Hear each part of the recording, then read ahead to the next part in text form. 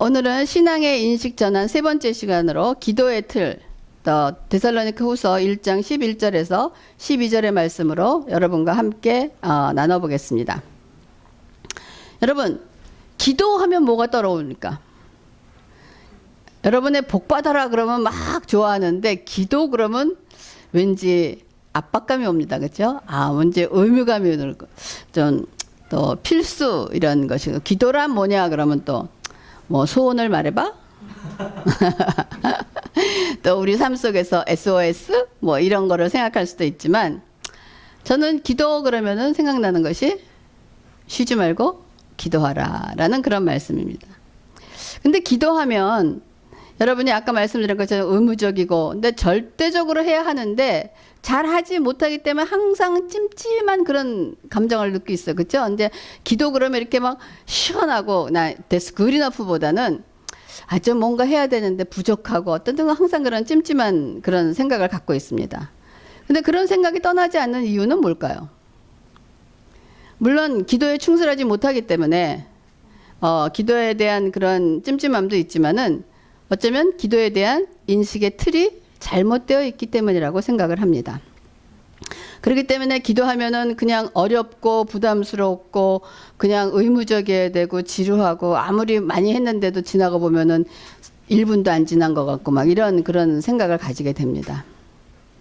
근데 기도는 아까 말씀드린 것처럼 우리가 뭐 필요한 거를 구하거나 의무적이거나 이런 거를 요구하는 것이 아니고 하나님과의 관계를 얘기해 주는 것입니다. 제가 우리 찬호와 함께 하면서 내가 하나님의 것을 배우는 게 참 많아요. 제가 찬호하고 얘기할 때 그것을 의무감으로 느끼거나 이건 중압감이다, 이건 꼭 해야 된다, 어떤 압박감이 달려오지 않습니다.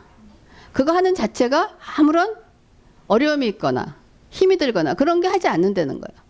그것이 왜 그러냐, 관계에서 오는 거란 말. 그거가 우리가 생각해야 되는 어떤 기도의, 하나님과의 기도의 기본 프레임이라는 그런 생각을 합니다. 그런데 기도란 그리스도인들에게만 주어진 게 아니에요. 기도는 그리스도인들만 합니까? 아니에요. 세상의 사람들도 나름대로 자신이 만든 종교의식에 따라 기도를 하고 있습니다. 그러므로 기도를 하느냐 안 하느냐보다 더 중요한 것은 기도를 하는 이유가 무엇인가를 우리가 주목해야 된다는 것입니다.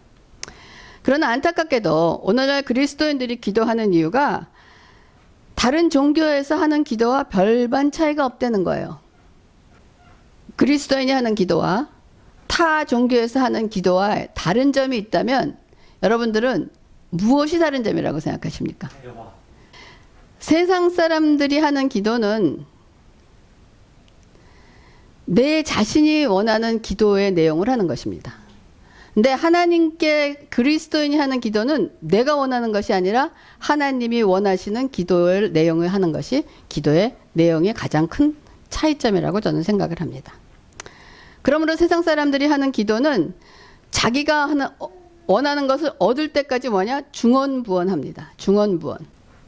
그러므로 그리스도인들은 하나님이 원하시는 기도와 나 자신을 완전히 바꾸어 놓는 기도를 배우지 않으면 기도하면서 여러분 더 악해질 수 있습니다.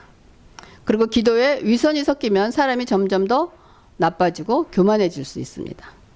그래서 기도하는 사람이 기도를 안 하는 사람보다 더 악하고 못날 수 있게 된다는 것입니다. 기도의 그 방향이 잘못되면. 왜냐하면 하나님이 원하시는 기도가 아니기 때문이라는 거죠. 그러므로 우선 우리가 기도의 틀, 그 프레임이 잘 세워져야 한다고 생각을 합니다. 요즘 한국에서는 뭐 검찰개혁이다, 언론개혁이다, 정치개혁이다 이런 걸 내세우고 있지만 우리 그리스도인들에게는 기도의 개혁이 우선적으로 있어야 되리라고 생각을 합니다. 그래서 기도는 여러분 하나님을 알기 위한 기초 단계예요. 그리고 우리가 그분을 알고 있다는 기본 증거가 기도인 것입니다. 그래서 기도에 대한 일반적인 지침 중에서는 기도를 계획하지 않는 한 어느 누구도 기도하지 않습니다. 이거 우리 김 목사님이 강조하시는 거잖아요.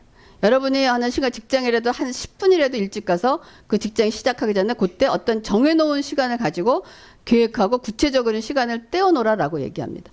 여러분이 기도에 대한 어떤 계획이 없으면 절대적으로 여러분 기도할 수 없습니다.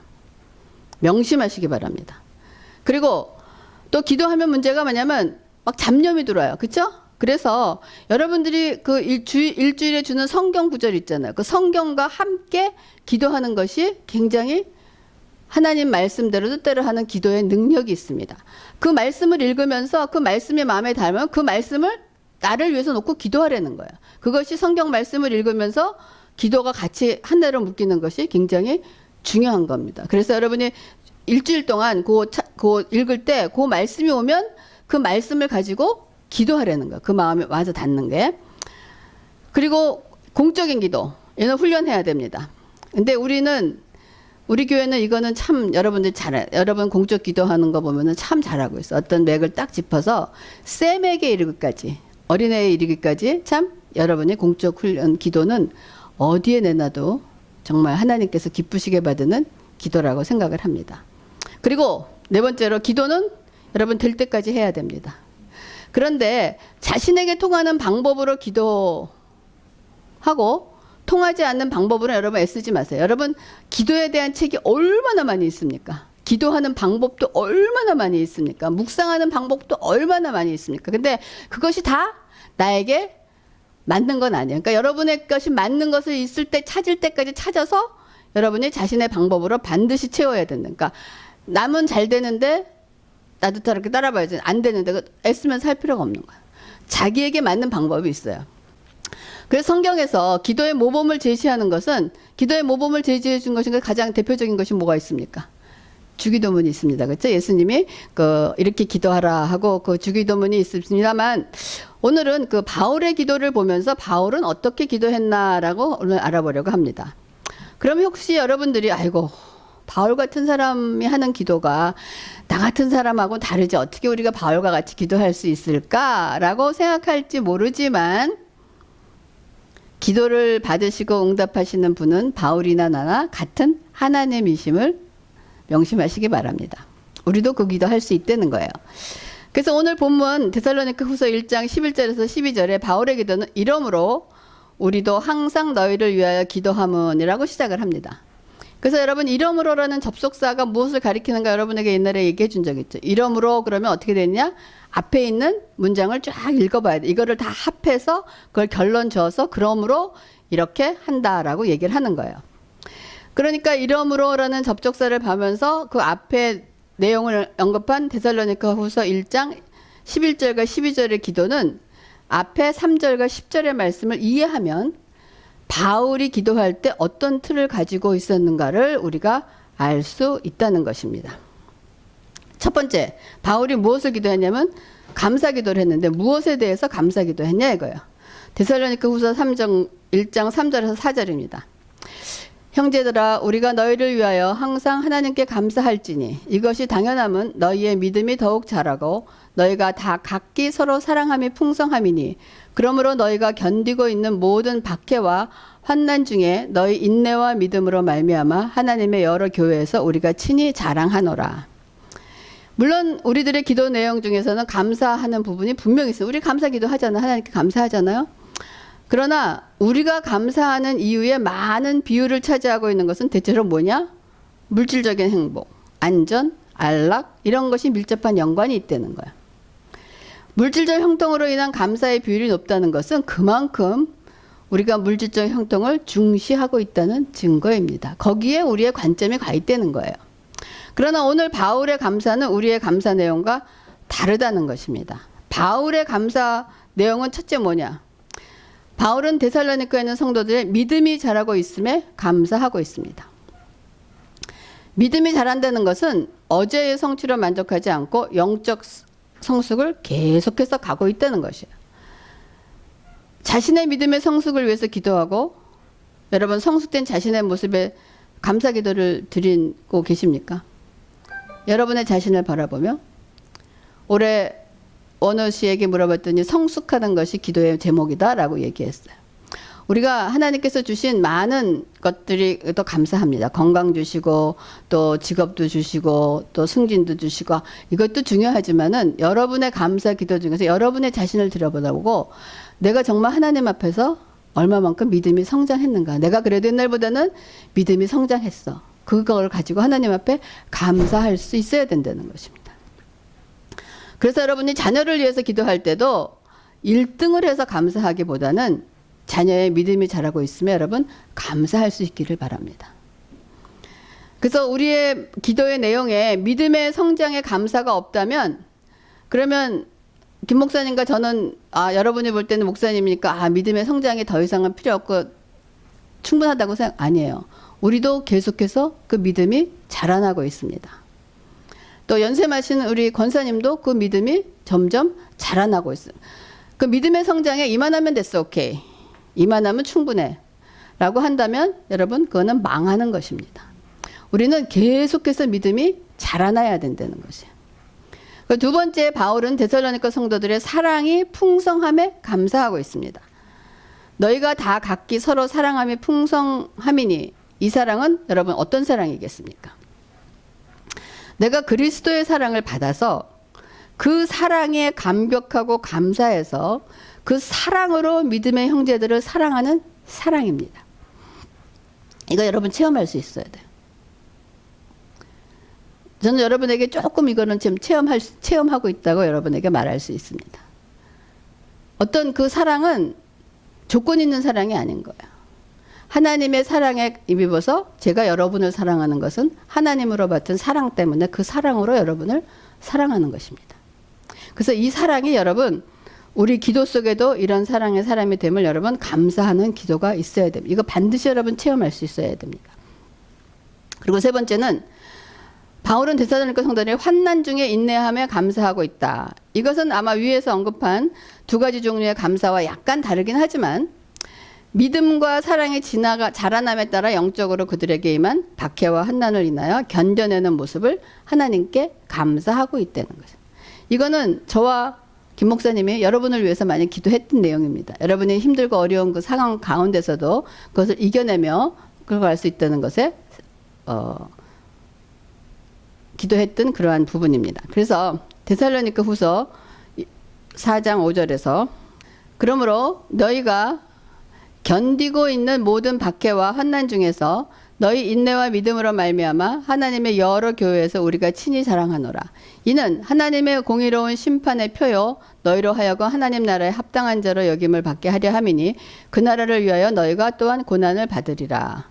여러분 그리스도인들의 인내는 무턱대고 버티는 오기가 아니에요. 그냥 버티는 오기가 아니고 영광스러운 하나님 나라를 바라보는 소망을 품은 인내입니다. 우리가 무엇을 바라는 것이 있기 때문에 그것을 기다리고 인내할 수 있는 것입니다. 그래서 그리스도인들은 고난 자체가 선하다는 미련하고 절망적인 신념 때문에 고난을 자원하지는 않습니다. 우리가 고난을 견딜 수 있는 것은 고난 속에 우리를 홀로 남겨두지 않으시고 늘 우리와 함께 하시는 하나님이 계시기 때문에 그 고난을 인내할 수 있는 것입니다. 그러면 요즘 최근 여러분이 하나님께 감사한 제목이 무엇이 있습니까? 한번 생각해 보세요. 내가 하나님께 감사 기도를 드렸는데 무엇이 감사의 내용이 있었나? 그 감사 내용도 중요하지만 정말 앞에서 얘기했던 그 내용이 여러분의 삶 속에서 하나님께 감사한 기도의 내용이 있나를 체크업을 하시고 없었다면 그것이 1순위로 올라가야 됩니다. 그래서 그리스도를 점점 닮아가고 신뢰와 사랑과 영적 강건함의 증거를 목격할 때 여러분 하나님을 찬양했는가? 내가 이런 모습이 있고 내가 정말 하나님을 옛날보다 더 신뢰하고 정말 하나님 정말 찬양합니다. 정말 감사합니다. 하나님을 찬양한 적이 있는가? 또 다시 오실 주님에게 소망을 두고 현재의 삶을 이겨내는 인내의 삶에 감격하고 기뻐했는가? 이 힘들고 어려운 고난이지만은 내가 그래도 세상을 바라보지 않고 하나님이 함께 하시기 때문에 이거 견뎌낼 수 있으니 하나님 찬양합니다. 하고 그런 것을 기뻐했는가? 이것이 우리들의 기도 안에 있어야 될 내용이라는 거예요.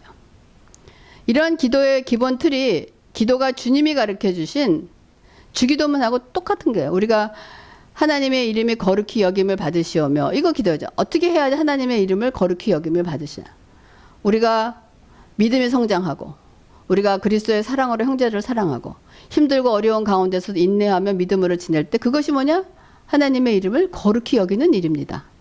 그리고 하나님의 나라가 이 땅에서 하늘의 뜻이 하늘에서 이룬 것 같이 이 땅에서 이루어진다. 이것이 우리의 삶으로 나타나는 것이 이 땅에서 이루어지는 것이 주님이 가르쳐 주신 주기도문의 우리의 기도의 내용입니다. 그러면서 이런 기본의 틀이 세워졌다면 우리는 이 틀에 맞는 합당한 기도를 할 수 있어야 돼요. 이제 여러분 그 감사의 틀, 어떠한 거를 감사하면서 하나님 원하시는 그 기본 틀이 지금 세워지고 있습니다. 그러면 우리가 구해야 할 합당한 간구라는 것이 뭐 여기 틀에 맞는 합당한 기도를 해야 되는데 어떤 기도를 해야 되느냐. 오늘 본문 데살로니가후서 1장 11절입니다. 이러므로 우리도 항상 너희를 위하여 기도함은 우리 하나님이 너희를 그 부르심에 합당한 자로 여기시고 모든 선을 기뻐함과 믿음의 역사를 능력으로 이루게 하시고 라고 되어 있습니다. 우리들의 기도의 1순위가 뭐냐? 하나님의 부르심에 합당하게 살기를 위한 기도입니다. 하나님, 제가 하나님의 자녀로 하나님 자녀답게 살 수 있도록 저를 인도하시고 깨우쳐 주시고 바꿔주시고 해달라는 기도가 우리의 기도의 1순위라는 거예요. 이 기도는 하나님의 부르심을 받기에 합당한 자로 해달라고 하는 것이 아니라 이미 우리는 부르심을 받았습니다. 그렇기 때문에 그 부르심을 받은 일에 합당한 자가 되게 해달라는 그러한 기도인 것입니다. 이 말씀은 곧 너희는 먼저 그의 나라와 의를 구하라 하는 말씀과 통하는 말씀인 것입니다. 우리가 부르심을 받을 때 우리 중 누구도 하나님의 부르심에 합당한 삶을 살고 있는 사람은 하나도 없었습니다. 그러므로 이제는 우리가 달라지기를 원하며 그 목표를 놓고 기도해야 된다는 것입니다. 바울의 기도의 틀을 보면 우리가 주로 간구할 내용이 성공, 재물, 인기, 건강, 똑똑함, 실적, 행복, 외모 이런 거 있습니까? 이런 거 없어요. 그리고 우리들의 모든 문제가 다 사라지게 해달라는 기도하는 거 본 적 있습니까? 없습니다. 그렇지 않다는 것을 우리가 주목해야 된다는 거예요. 여기서 우리가 지금 기도를 잘못하고 있는 그런 것을 버리시기 바랍니다. 지금 잘못되어 있는 틀을. 그리고 여러분 장차 우리는 인생을 결산하는 날이 올 것입니다. 여러분 그거 믿으세요? 우리는 언젠가는 인생을 결산하고 하나님 앞에 서는 날이 있습니다. 그럼 마지막 날에 우리가 하나님 앞에 섰을 때 하나님께서 우리에게 뭘 질문하실까요? 아마 내가 내게 준 구원으로 너희는 무엇을 했느냐? 구원받은 백성으로. 은혜로 너를 부른 나에게 어떻게 반응했느냐? 그 부르심에 조금이라도 합당하게 살았느냐라는 그런 질문을 하지 않으시겠습니까? 내가 너희 하나님이고 너는 나의 자녀라고 됐으면 그 신분에 맞는 삶을 살았느냐라고 물어보시지 않겠습니까? 하나님께서 저와 김 목사님에게 그런 거 물으시겠어요? 너는 몇 명의 성도를 모아갖고 목회를 했느냐? 교회 건축은 했느냐? 교회 1년 여세는 얼마였느냐? 그거는 깨끗이 잘 썼느냐? 교회 장로는 몇 명이나 세웠느냐? 뭐 이런 질문 하시겠어요, 하나님이? 그렇다 그러면 여러분의 삶 속에서도 여러분이 중요하게 여기고 있는 것을 이따라면 한번 나열해 보시고 하나님을 만났을 때 하나님이 그거를 물어보시겠냐 한번 생각해 보시게라는 거예요. 그런데 많은 그리스도인들이 그들의 자녀가 그리스도인의 신분에 합당한 삶을 살기 위한 기도보다는 시험에 합격하고 좋은 직장에 취직하고 행복해지고 다만 하나님으로부터 너무 멀리 빗나가지 않기를 위해서 더 열심히 기도하지 않습니까? 그래서 대다수의 부모들에게 자녀들의 안부를 물으면 자녀는 어떻게 하고 네 잘했습니다. 뭐 박사학위를 땄고 좋은 직장에 했고 뭐 실적이 좋아서 높은 자리에 승진했고 뭐 벌써 팀장이 됐고 뭐 다 얘기하고 난 다음에 정말 하나님의 은혜입니다. 감사합니다라고 얘기를 합니다. 그런데 그 다음에 그럼 요즘 여러분의 자녀들이 영적 생활은 어떻게 하고 있습니까? 라고 물으면 첫 번째 질문에 대한 대답같이 쏜살같이 나오지 못하고 어떻게 하나 좀 머뭇머뭇거립니다. 요즘 애들이 너무 바빠서 그렇지만 언젠가는 꼭 돌아오리라고 기도를 바라고 기도하고 있습니다. 라고 하고 있는 것이 우리들의 현 주소입니다. 여러분 성공이나 재물 같은 것들이 여러분이 지금 성공했다고 합시다. 앞으로 30년 후 그 재물과 성공이 어떤 의미를 가질까요? 아니면 혹은 30억 년 후에 우리는 영원을 살 사람인데 그런 30억 년 후에는 그런 것이 여러분에게 어떤 의미로 다가올까요? 여러분 우리가 영혼의 관점에서 볼 때 우리가 자신과 자녀와 가족, 동료, 신자들을 위한 가장 우선적인 기도를 해야 할 제목이 무엇인가 하는 것이 생각해야 될 것이라는 것입니다. 30년도 안 돼서 없어질 것을 위해서 우리가 기도해야 되느냐? 영원하게 존재하는 것을 위해서 기도해야 될 것인가? 이것은 여러분의 우리가 올바른 생각과 결단이 있기를 바랍니다. 그래서 바울은 은혜의 징후로부터 나오는 감사를 바탕으로 우리들의 영적인 성장에 여러분 감사하고, 저는 여러분 감사합니다. 여러분이 우리가 함께 하면서 여러분이 영적으로 성장한 거 확실히 영적으로 성장했습니다. 그래서 그거를 하나님께 정말 감사해야 합니다. 목회자로서 여러분들을 위해서 놓고 감사하지만 여러분도 여러분 자신을 생각하면서 끊임없이 성장하고 있는 것에 대해서 기도하고 감사해야 됩니다. 그리고 그리스도 안에서 하나가 되어 서로 사랑함에 감사를 하고 있습니다. 그리고 고난을 통하여 영원하시며 다시 오실 주님을 기다리는 소망을 가지고 인내와 믿음으로 이겨내는 신앙을 감사하는 그런 기도를 드렸습니다. 바울은. 그리고 부르심에 합당한 삶을 사는 자가 되게 해달라는 구체적인 기도를 드렸는데, 그러면 여러분이 지금 이렇게 내가 기도의 틀을 얘기하면 그러면 도대체 내가 지금 살면서 필요한 것은 하나도 기도를 하지 않고 그런 것만 기도를 하라 그러면 기도의 응답은 무엇인가? 기도의 목표는 또 무엇인가? 하는 질문을 여러분들이 하고 싶을 거라고 생각을 합니다. 데살로니가 1장 12절에 우리 하나님과 주 예수 그리스도의 은혜대로 우리 주 예수 그리스도의 이름이 너희 가운데서 영광을 받으시고 너희도 그 안에 영광을 받게 하려 함이라. 자, 그럼 이런 기도를 하면 도대체 기도의 응답과 기도에서 얻어지는 목표는 무엇이냐? 우리가 그런 기도를 하면 여기서 이런 기도를 하는 목표가 뭐라고 되어 있습니까? 하나님께 영광을 돌리는 일이라고 얘기했습니다. 우리 주 예수 그리스도의 이름이 너희 가운데 영광을 받으시고, 그러니까 우리가 예수 그리스도께 영광을 돌리기 위한 건 첫 번째 목표가 된다는 것은 우리가 새삼스러운 일은 아닙니다. 우리가 하나님께 영광 얼마나 많이 하고 모든 일이 하나님께 영광 된다는 거. 근데 우리의 기도가 부르심에 합당한 삶을 사는 자가 되고 하나님께서 믿음을 통하여 하나님의 능력으로 선한 목적을 이루게 하시지만 이것이 여러분 궁극적인 목적이 아니라는 거예요. 우리가 예수 그리스도의 부르심을 받은 합당한 자의 삶을 살면서 하나님께서 우리의 믿음을 통하여 하나님께서 우리에게 선한 일을 이루어 주십니다. 여러분의 삶 속에서 지극히 많이 느끼고 있는 거예요. 우리의 삶 속에서 어떠한 정말 달랑달랑 하는데 우리의 스테이터스를 해결해 주신다든지 달랑달랑 했는데 뭐 라이센스를 달게 이런 데에서 선한 목적을 이루시지만 이것이 궁극적인 일은 아니라는 거예요. 이 일도 귀한 일이지만 이거는 부차적인 목적일 뿐 궁극적으로는 우리의 성숙과 열매의 결과로 주 예수 그리스도께서 영광을 받으시는 것이 궁극적인 목표라는 것입니다. 그러니까 여러분의 삶 속에서 얻어진 어떠한 삶의 고난과 그래서 얻어진 그 결과를 통해서 여러분들이 뭐 합니까? 정말 하나님이 살아계시구나. 하나님이 나와 함께 하시는구나. 이것을 기도하는 것이 뭐냐? 결국은 하나님께 영광 돌리는. 그러니까 하나님은 우리가 하나님께 영광 돌리는 일을 할 수 있고 하나님을 알게 하기 위해서 우리의 삶 속에서 그런 잔잔한 일들을 해결해 주시고 그것을 통해서 우리가 깨닫게 해 주시는 것 뿐이라는 거예요. 그러니까 하나님은 여러분이 시민권을 갖든지 영주권을 갖든지 어느 직장에 뭐 그거에 대해서 관심이 없으시다는 거예요. 나중에 만났을 때 하나님이 그걸 물어보시지 않는다는 거예요. 그거는 하나의 도구로 사용될 뿐이지 우리의 궁극적인 목적이 아니라는 것입니다. 그래서 예수 그리스도 영광을 받으시는 거고, 그리고 하나님께서 이사야 40장 21절에 뭐냐면 이 백성은 나를 찬양하게 하려 하고 내가 손수 만든 사람이라고 말씀하신 것처럼 우리의 기도의 목표는 뭐냐? 하나님을 찬양하는 것입니다. 하나님의 이름을 높이는 것입니다. 하나님이 하나님 되심을 인정하고 많은 사람들이 하나님이 여호와이심을 알게 하는 것입니다. 그래서 여러분이 아침에 출근할 때 자동차를 엔진을 딱 걸고 하나님 찬양합니다. 오늘도 하나님이 살아계심을 제가 선포하며 하나님이 함께 하심을 영광으로, 이것이 하나님을 찬양하는, 다른 기도 하려는 게 아니에요. 그것이 하나님을 찬양하는 우리의 기도의 틀인 거예요.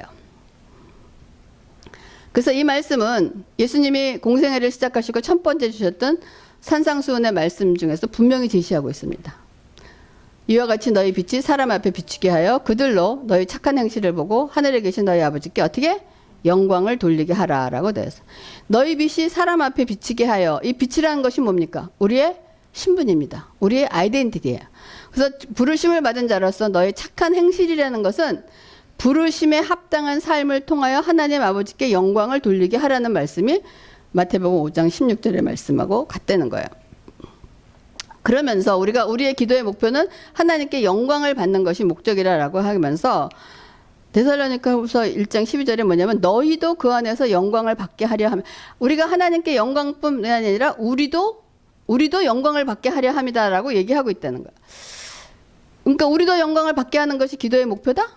하나님은 하나님의 영광을 다른 자에게 주시지 않으리라고 하셨는데 우리도 영광을 받는다? 이거 어떻게 해석을 해야 되겠습니까? 우리가 하나님을 영화롭게 한다는 것은 본래 하나님은 영화로우신 분이에요. 하나님은 영화롭지 않았는데 우리가 영화롭게 해서 하나님이 영화롭게 되는 것이 아니고 하나님은 원래 영화로우신 분이기 때문에 하나님께 없었던 것을 드리는 것이 아니고 하나님 것을 당연히 하나님께 드리는 것이 하나님께 영광을 드리는 것입니다. 그러나 우리가 영화롭게 된다는 말은 우리가 하나님을 더 닮아간다는 뜻입니다. 타락한 우리들에게 없었던 특성이 하나님과 함께함으로 그분의 힘과 능력이 나타난다는 것입니다. 여러분들이 내가 어떻게 변했나를 가장 증언해 줄 사람이 누군지 아세요? 여러분의 부모입니다. 여러분의 가장 가까운 배우자입니다. 이거는 우리 어머니가 나를 보고 가장 놀라는 것이, 내가 잘 알고 있는 내 딸은 그런 사람이 아니었는데 참으로 많이 변했다. 이것이 뭐냐? 하나님께 영광이요, 나에게도 그것이 그리스도 안에서 내가 받는 영광이고 내가 받는 칭찬 중에 가장 큰 칭찬인 것입니다. 그러니까 이렇게 반항적이고 자기 중심적인 인간이 하나님의 자녀가 돼서 점점 그분의 성품을 닮아가는 것이 우리의 영화입니다. 그래서 우리가 justification 받고 sanctification 받고 나중에 결국은 glorification 되는 것이 하나님의 성품을 닮아가는 것이 결국은 우리의 영화라는 거예요. 그래서 이러한 영화로운 삶이 하나님을 영화롭게 하는 가장 웅대한 수단이 된다는 것을 여러분 잊지 마시기 바랍니다. 하나님께 가장 큰 영광은 우리가 하나님의 성품을 닮아서 하나님의 자녀로 변화받는 것이 하나님께 가장 큰 영광이라는 것입니다. 그래서 여러분 기도의 틀을 한번 제가 정리해 보겠어요. 이거를 여러분 머리에 넣으시기 바랍니다. 기도의 틀에는 우리가 감사하는 내용이 있어야 돼. 그리고 거기에 맞는 합당한 기도를 드리고 기도의 목표가 무엇인가를 여러분 깨달을 수 있게 바랍니다. 감사의 내용에는 뭐냐? 우리가 믿음에 성장하는 거, 풍성한 사랑, 고난 속의 인내, 합당한 기도라는 것은 부르심에 합당한 삶과 믿음에서 난 선한 목적을 이루는 것. 그리고 기도의 목표는 내 안에 하나님의 영광이요 주 안에서 우리의 영광이라는 것이 이 기도의 틀입니다. 여러분이 이 틀에 맞춰서 기도의 훈련이 되기를 바랍니다. 그래서 이 기도의 틀을 보면서 얻는 인사이트는 우리의 모든 기도의 중심에 성경적 비전이 있어야 된다는 것입니다. 왜냐하면 하나님이 어떤 분이시고 지금까지 어떤 일을 해오셨는지, 우리는 누구이고 어디로 가고 있으며 무엇을 아끼고 중요하게 하는지가 그 비전 안에 다 들어있기 때문인 것입니다. 그래서 우리의 기도는 성경적 비전에서 비롯되어 우리 하나님의 관심사가 우리 기도의 가장 중요한 관심사가 될 수 있다는 것입니다. 그래서 말씀으로 기도하는 것이 가장 파워가 있고 강력한 능력이라는 것입니다. 그러면 끝으로 하나님의 관심사에서 벗어난 기도를 성경에서 찾아서 하나님의 관심에 맞춰진 기도의 틀과 한번 비교해 보겠습니다. 그러니까 성경에는 잘못된 기도에 대한 틀이 우리가 그렇게 기도하고 있는 거. 야고보서는 너희가 얻지 못하면 구하지 아니하기 때문이요 구하여도 받지 못하면 정욕으로 쓰려고 잘못 구하기 때문이다라고. 우리가 얻지 못하는 건 기도하지 않기 때문에, 또 기도해도 받지 못하는 것은 정욕으로 쓰려고 잘못 구했기 때문이라는 거예요. 이 말씀은 그리스도인들이 기도를 해도 얻지 못하는 이유는 뭐냐? 정욕으로 쓰려고 하기 때문이다라고 해서 야고보서 4장 3절에 정욕으로 쓰려고라고 했을 때 뭐라고 되어 있냐면 pleasure라고, 우리의 어떠한 그 욕망, 우리의 자신의 욕심과 쾌락을 위한 잘못된 동기 때문에 못 구한다라고 얘기하고 있다. 그래서 여러분들이 여러분들의 삶 속에서 어떤 기도의 내용을 오고 있을 때 쉽게 예를 들어서 많은 엄마들이 우리 아들이 아이비리그를 가기를 원하면, 좋은 아들 가기를 원하. 그 기도를 해요. 꼭 대학에 들어가게 해달라고. 그 기도의 내용을 보면서 거기에 숨겨져 있는 동기가 무엇인가를 자세히 들여다보려는 거예요. 그 동기가 정말 하나님께 합당한 기도인가? 여러분들이 하나님께 구하는 모든 기도의 내용을 여러분은 알 수 있습니다. 이거를 구하는 정말 이유가 무엇인가? 거기에 그 이유가 무엇인가라고 알았을 때 거기에 내 욕심과 내 뜻과 내 욕망이 들어있다면 그거는 구해도 얻지 못한다는 거야. 그래서 구해도 얻지 못해 그런 것인데도 구했다 그러면 구했는데 얻었다 그러면 그거는 절대로 복이 아니라는 하나님께서 주시는 것이 아니라는 거예요. 그래서 우리가 부르심에 합당한 삶을 사는 자가 되도록 기도해야 하는 이유는 기도의 응답을 받을 수 있는 통로가 되기 때문이라는 거야. 그래서 이게 이사야서 59장 1절에서 2절에 우리가 합당한 삶을 살지 않으면서 기도할 때 기도의 응답을 받지 못하는 이유가 뭐냐면 이사야서 59장 1절 2절에 제가 메시지 성경으로 한번 읽겠습니다. 보아라, 들어라. 하나님의 팔은 잘리지 않았다. 여전히 구원하실 수 있다. 하나님의 기도 막히지 않았다. 여전히 들을 수 있다. 하나님의 편에는 아무런 문제가 없다. 기도 응답하시는데 하나님께는 아무런 문제가 없다는 거예요. 그렇죠?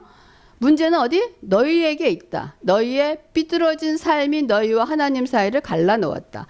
그 사이에 죄가 있기에 그분이 듣지 않으시는 것이다 라고 얘기해. 우리가 아무리 금식하고 기도해도 응답이 오지 않는 것은 하나님에게 문제가 있는 것이 아니고 너희에게 문제가 있다라고 얘기한다는 거예요. 너희의 삐뚤어진 삶이란 부르심에 합당한 삶이 아닌 것입니다. 그러니까 부르심에 합당한 삶을 살지 못하고 정력에 따라 구하는 기도는 그리스도인들 하는 기도일지라도 그거는 여러분 우상에게 기도하는 것과 다를 것이 없다는 것입니다. 그러므로 성경 말씀을 통해서 세워진 기도의 틀에 맞추어서 하나님과 늘 여러분 대화를 나누시기 바랍니다. 하나님은 그 말씀을 가지고 그분과 대화하는 것을 좋아하신다는 거 잊지 마시기 바랍니다. 그러면 여러분 이런 생각하죠. 이런 기도의 틀에 맞추어 기도하면 내게 필요한 것은 어떻게 구하나? 제대로 살 수는 있는 것인가? 이거를 여러분 구하지 말라는 것이 아니에요. 근데 여러분 염려하지 말고 하나님께서 주신 그 가이드라인에 따라 살아가 보십시오. 하나님께서 하나님의 자녀들이 걱정하는 대로 그냥 내가 굶어 죽으면 어떻게 될까? 걱정하는 대로 굶어 죽게 하지 않으십니다. 우리가 걱정하는 대로 되게 하지 않는다. 하나님의 언약의 말씀이 있는데 이사야서 46장 3절과 4절이에요. 나는 너희가 태어난 날부터 지금까지 너희를 내 등에 업고 다녔다. 너희가 늙어도 나는 계속 너희를 업고 다닐 것이다. 늙어 머리가 희끗희끗해져도 너희를 지고 다닐 것이다. 지금까지 그렇게 해왔고 앞으로도 그럴 것이다. 내 등에 너희를 업고 다닐 것이다. 너희를 구원해 줄 것이다. 하나님이 지금 찬호도 등에 업고 다니신다. 여러분도 등에 업고 다니세요. 늙은 우리 권사님도 머리가 흑기특해지는 김 목사님의 저도 하나님이 우리를 업고 다니신다는. 그리고 지금까지 그렇게 해왔고 앞으로도 그렇게 될 거야. 내 등에 너희를 업고 다닐 거야. 너희를 구원해 줄 것이다. 하나님의 언약의 약속입니다. 그렇기 때문에 하나님께 여러분들이 이 말씀을 가지고 여러분의 삶을 너무 걱정하지 마시라. 여러분의 삶 때문에 전전긍긍하면서 그거로 그냥 기도의 응답을 기도의 틀에 맞춰서 여러분이 믿음의 성장하고 감사하면 그 믿음의 성장하는 영역에 맞춰서 여러분에게 맞는 직분과 모든 것을 허락하신다는 거예요. 그래서 마지막으로 5월 15일 일자 우리 김 목사님 말씀해 주시는 미국 뉴스인데 AOL인가?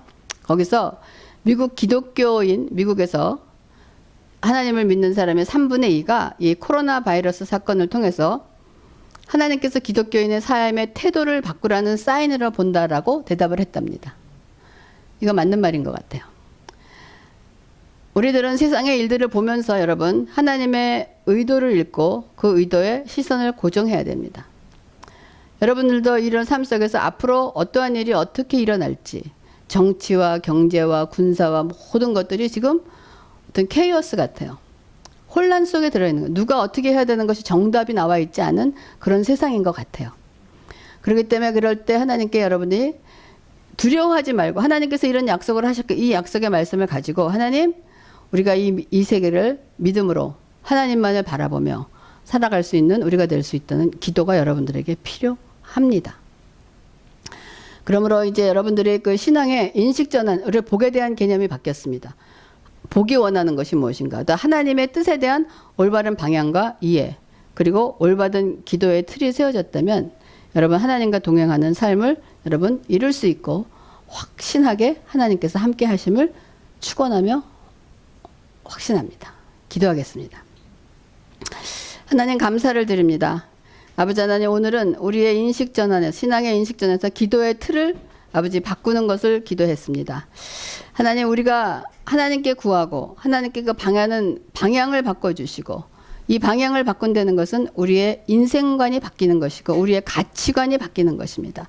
그 바뀌어진 가치관 안에서 영원하신 하나님을 바라보며 이 땅의 삶을 넉넉히 믿음으로 살아내며 승리할 수 있도록 인도하시고 축복하여 주시옵소서. 감사를 드리면서 모든 말씀을 예수님의 이름으로 기도합니다. 아멘.